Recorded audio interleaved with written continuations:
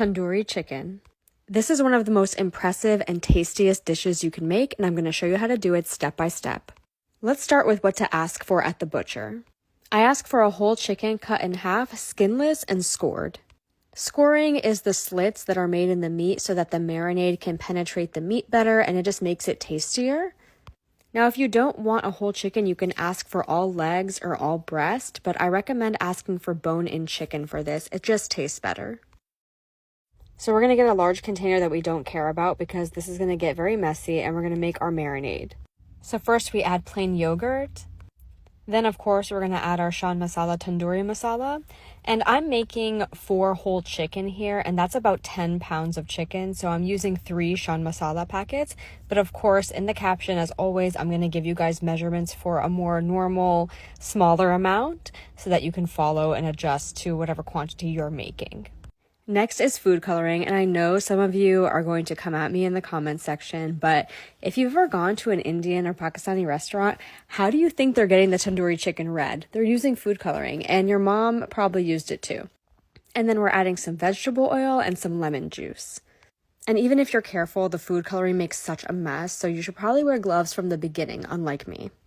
Now we're going to mix the marinade extremely well with a whisk, and this is why I make the marinade first so that I can mix it all together all evenly, because if you put the chicken in the container and then just dump all the individual ingredients on top of it and then try to mix it that way, you're not going to be able to achieve an even mix of all the ingredients.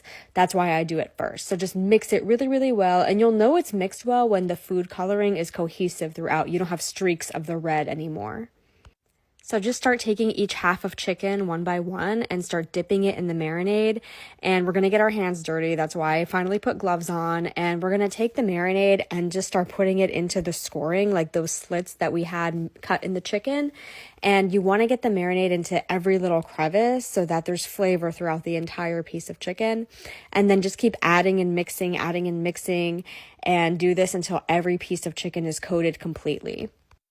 And when there's extra marinade left on the bottom, you should scoop it and take it onto the top of the chicken so that it can also get into the chicken. And then when I'm done, I just wipe the sides of the container because food coloring gets everywhere and it will not come out of your clothes, guys. So just be extra careful. Wipe off the sides and the exterior of the container that you use before you put it in the fridge. So I marinated this for 3 hours and the flavor was really good. Marinate it as long as you possibly can. But if you're short on time, 30 minutes works well too.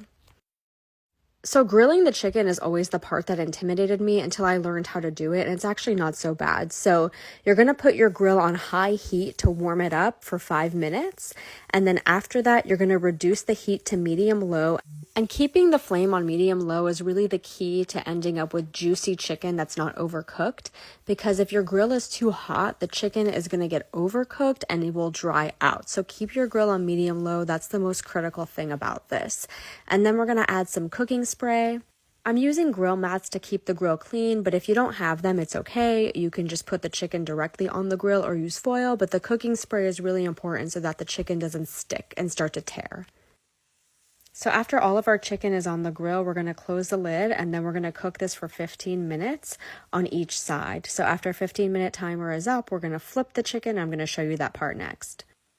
Okay, so after 15 minutes is up, we're going to open the lid and then we're going to flip all of our chicken over and cook an additional 15 minutes on the other side. And you can see, even though we're keeping the grill on medium-low, we're still able to achieve that beautiful charring on it. So you don't need high heat to get the charring on the chicken. Okay, so 15 more minutes. Okay, so after the chicken has cooked on the other side, it should be ready, and look at how beautiful that is. The color and the charring is perfect. And before we take it off the grill, we're just going to use a thermometer to check that every piece is cooked to 165 degrees Fahrenheit or above. Okay, so now our tandoori chicken is ready to plate. Here I'm serving it with naan. I also serve it with rice sometimes. You can also serve a simple raita on the side. Squeeze some lemon and just look at how gorgeous this is. I guarantee everyone will love it, and that is how you make